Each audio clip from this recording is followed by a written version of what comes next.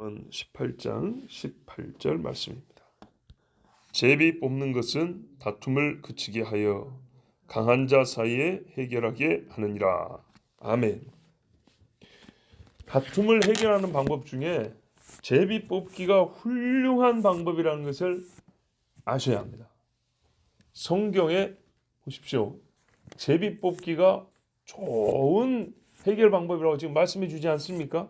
예, 그러니까 우리는 그대로 받으면 됩니다. 실제로 좋습니다. 어째서 그러냐면 이게 그냥 볼 때는 우연이잖아요. 우연. 믿는 사람은요. 같은 현상을 다른 관점에서 보죠. 섭리죠. 섭리. 예. 마띠아가 뽑힐 때 우연이라 하지 않고 우리는 하나님의 섭리요 예정하십니다. 그렇게 봅니다.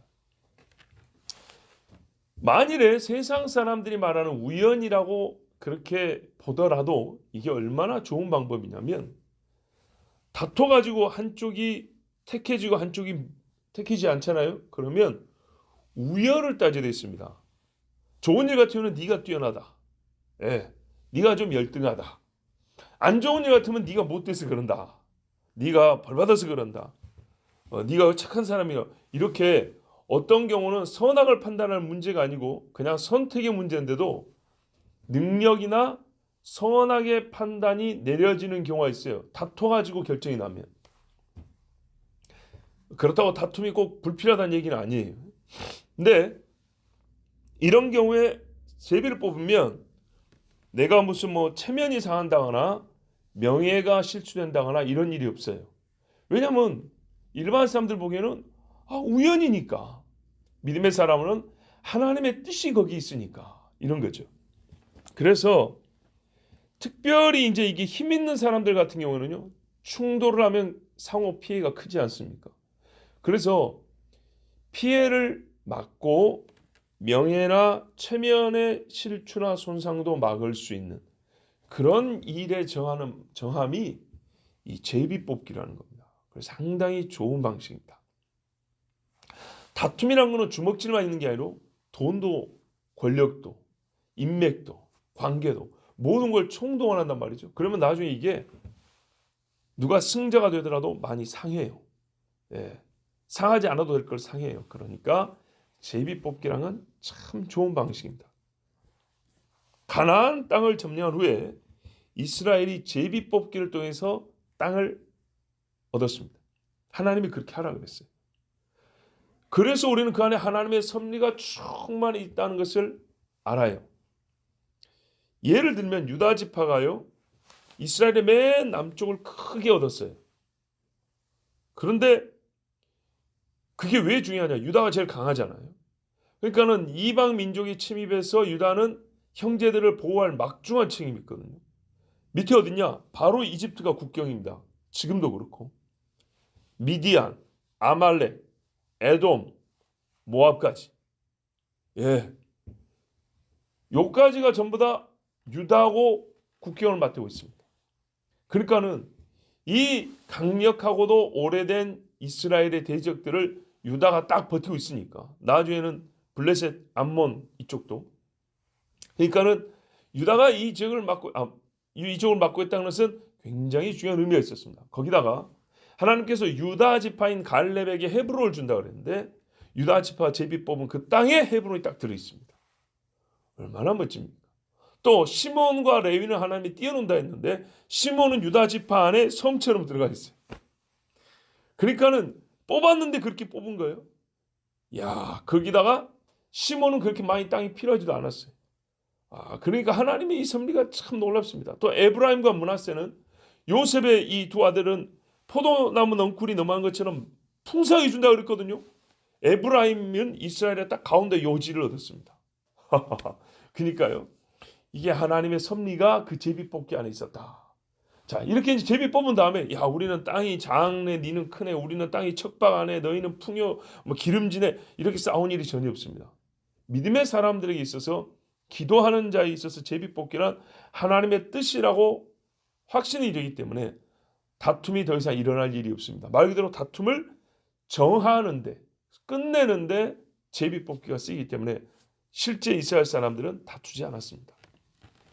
그러므로 우리가요 제비 뽑기를 가끔 할 일이 아니고 좀 자주 하면 좋을 것이고 이 일을 정하는 하나의 법으로 인식할 필요가 있어요.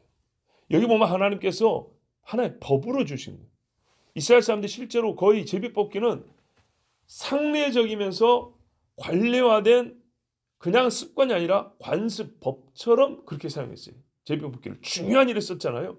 원래 중요한 일은 엄격하게 판단하는 일인데 그 엄격한 일에 하나님의 뜻을 묻고자 제비를 뽑자 이렇게 가지고 했기 때문에 우리가 이 일을 정하는 법으로 삼을 필요가 있어요. 그래서 모 교단에서는 총회장 뽑을 때 제비 뽑기 한다잖아요. 지금도 하는지는 모르겠지만 그리고 그걸 가지고 굉장히 자부심 있게 자랑을 했어요. 그거는 제가 잘했다고 봅니다. 왜? 성경적이니까요. 자, 물론 어떤 일은 논쟁이 필요합니다. 우리가 교리를 제비 뽑을 수는 없잖아요. 그렇죠? 근데 소위 이 서방 지역의 예수 세미나라는 이름은 예수는 붙였지만 그 학자들의 조직이 있어요. 거기서는 어떻게 하냐? 요거는 예수님이 직접 한 말이냐? 성경에 보니까 예수님이 했다고 돼 있는데 이건 아닌 것 같아. 이거 어떻게 할까? 옛날에 주택복권 돌리죠. 공 돌리죠. 그런 것처럼 제비 뽑습니다. 검은 공이 나오면 예수가 한 말이 아니고 흰 공이 나오면 예수가 한 말이다. 이런 식으로 가지고 뽑기를 하는 학자라는 사람들이 있습니다. 이건 실제 이야기입니다. 실제 이야기. 자, 분명히 어떤 데는 논쟁해야 됩니다. 예수님이 그 앞에 있는 대적들과 싸울 때 제비 뽑아서 내가 예수인지 아닌지 확인하자 이러지 않았습니다. 베드로와 이스라엘의 지도자들이 제비 뽑기 안 했고요. 바울이 그의 대적자들과 제비 뽑기 안 했습니다. 성경에서는 제비를 뽑으라는 일이 있고 뽑으면 안 되고 이거는 반드시 내가 명시적으로 확정을 이미 내려놨으니 이대로 하라는 것이 있습니다. 그래서 논쟁과 공방이 필요한 일이 있다는 걸 우리가 인정을 하고 다만 하나님의 선물을 받고 또 헌신자를 결정하고 또한 하나님께서 이 일을 정하시는데 방법은 우리가 선택할 수 있는 어떤 여유를 좀 두시는 그런 일들. 가나안 땅을 가서 취하라는 것은 빼도 박도 못할 명령이에요. 그런데 그 땅을 어떻게 분배할 것인가에 대해서는 하나님의 섭리를 믿고 제비를 뽑아라. 이런 제비 뽑기가 가능한 영역이 있고 하면 할수록 더 좋은 그런 사례가 그러니까 그런 일들이 있다는 겁니다. 자, 그런데 오늘 이 말씀에 전제가 있어요. 제비 뽑는 것은 다툼을 그치게 하고 힘 있는 자들 사이에서 문제를 해결한다. 즉 그들을 떼어놓는다는 얘기예요. 문자대로 하면 서로 막 맞붙어 싸우지 않고 딱 이렇게 갈라놓는다는 얘기예요. 어떻게 이런 일이 있냐? 그냥 제비만 뽑으면 되냐? 아니냐? 이 제비 뽑기에 전제된 사실이 있어요. 이게 당연히 있기 때문에 제비 뽑기가 문제를 해결한다는 거예요. 두 가지인데요. 하나는 뭐냐? 양 당사자가 승복할 마음을 갖고 있어야 돼요. 그렇죠? 승복해야 한다가 아니에요. 제비뽑기 자체가 승복해야 한다를 퍼먹는데 승복해야 하지만 나는 안 해라는 사람이 있으니까 문제예요. 그래서 양 당사자가 승복하는 사람이어야 되는 거예요. 우리가 회의를 할 때도 당연히 결정된 대로 따라야 되는 것은 그 회의 안에 들어있는 거잖아요. 그렇죠? 그런데도 불구하고 승복을 안 하는 사람이 있어요.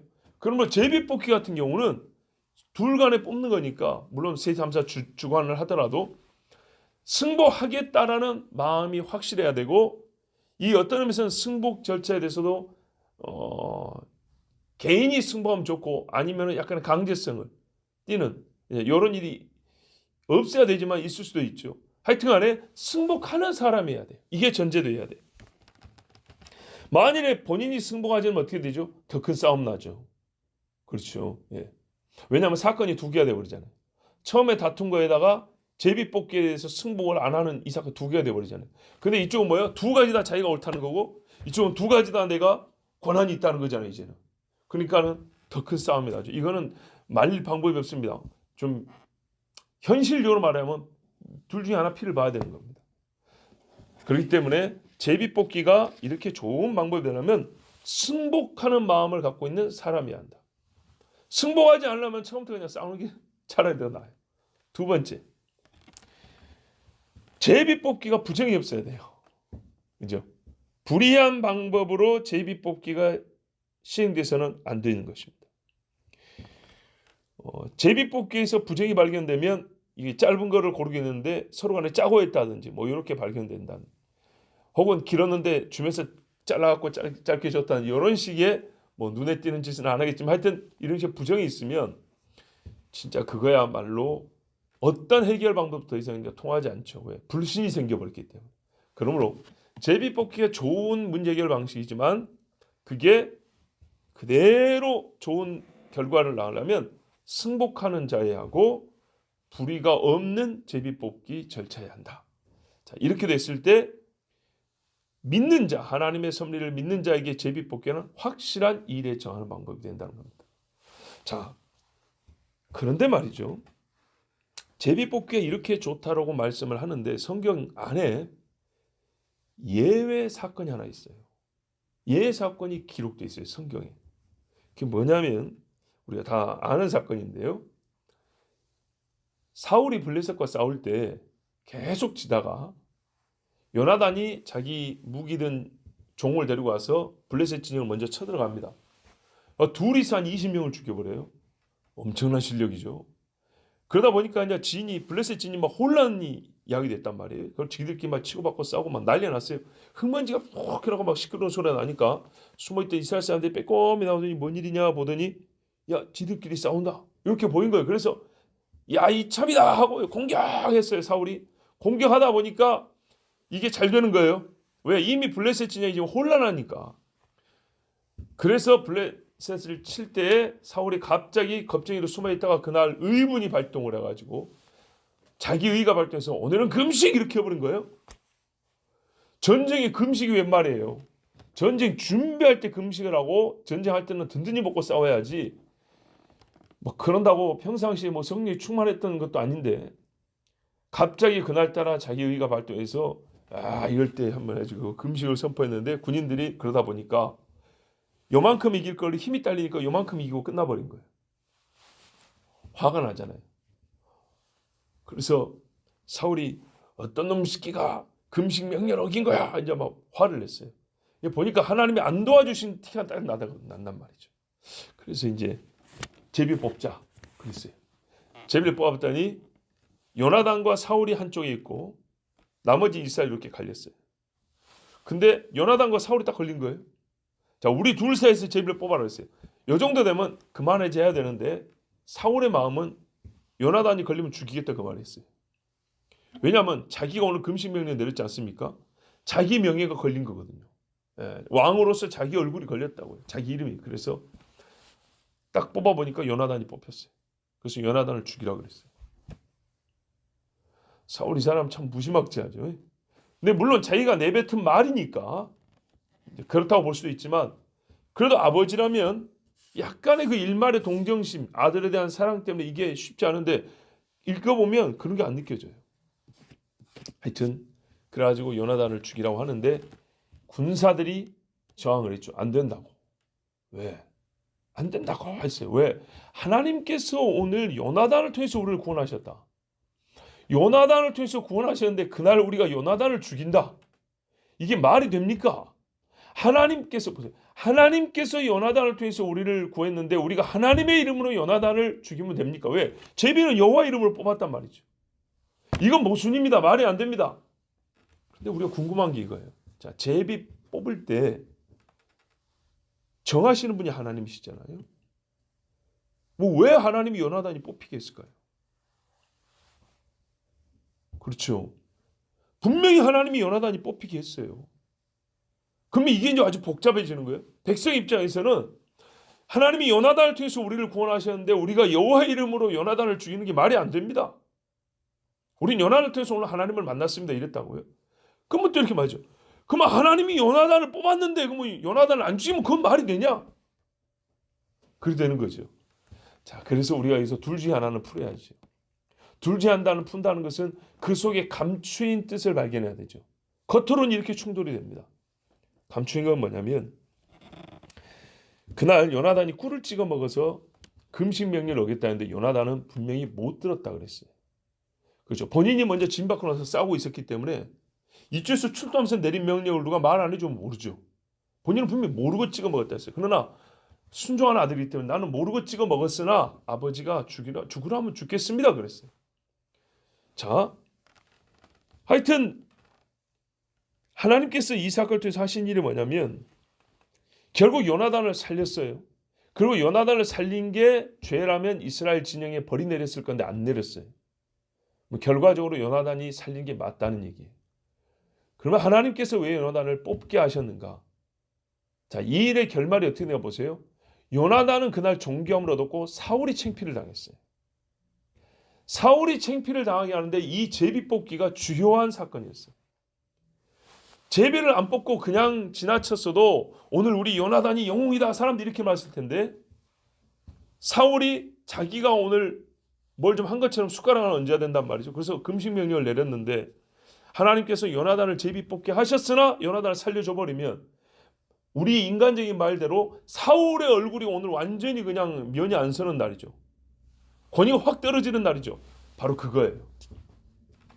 사울이 왕으로서 하나님을 경외하지 아니하고 믿음이 없이 행한 일에 대하여 그리고 지멋대로 오늘 같은 날은 금식을 명할 날도 아닌데 금식을 명한 자기 의를 내세운 일에 대하여 오히려 이 제비를 요나단으로 뽑게 했으나 요나단이 살게 함으로써 이 말도 안 되는 일이 일어남으로써 극적으로 사울을 훨씬 더 부끄럽게 만들어버린 거예요. 훨씬 더 사울이 옳은 일을 한 게 아니라는 것이 나타나버린 거예요. 이게 하나님의 섭리였습니다.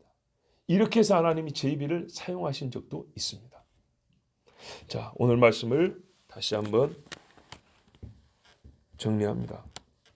하나님의 말씀을 믿고 기도하는 자들에게, 잠언은 기본적으로 신자들에게 주신 말씀이니까요. 신자들에게 있어서 제비 뽑기는요 항상 써야 된다는 건 아니지만 명백한 말씀의 지시가 확인되지 않은 일을 정할 때 찾아보니까 이거는 반드시 그래야 한다 그런 말이 없어요. 근데 지금 해결해야 될 문제가 있어요. 또는 지시가 있는 일이지만 방법이나 때와 정도를 어딘만큼 어떻게 할 거냐 할 때 그 부분에 있어서는 하나님께서 우리에게 선택권을 주셨어요. 이런 문제에 있어서는 우리가 제비를 뽑아서 이 일을 정하는 것만큼 좋은 일이 없다는 겁니다. 그러므로 우리가 법의 목적이 다툼을 해결하는 데 1차적인 목적이 있다면 세상에서 법이 만들 때 보통 그것 때문에 만들거든요. 그렇죠? 예. 좋은 것을 더 좋게 할 때는 우리가 흔히 말하는 정책으로도 돼요. 근데 법이 될 때는 나쁜 것을 막으려고 하는 것이 더 목적이 커요. 잘한 사람을 법에 의해서 상을 받았다는 일은 별로 없잖아요. 예. 그러니까 법은 다툼을 방지하고 해결하는 데 큰 목적이 있다면 제비 뽑기야말로 우리 신자들에 있어서 하나님의 섭리를 확인하면서도 다툼을 막고 또한 문제를 해결하는 데 얼마나 좋은 방법이 될까 생각해 보면 저는 그렇다라고 대답합니다. 자, 제비 뽑기를 하나님께서 하나의 방법 또는 문제 해결의 법으로 주셨습니다. 우리가 때에 맞게 잘 사용하면 하나님께서 주시는 복도 온전하게 누릴 수 있고 다툼도 해결하고 하나님의 섭리를 이렇게 살면서 순간순간 확인하는 은혜도 있을 줄로 믿습니다. 기도하겠습니다.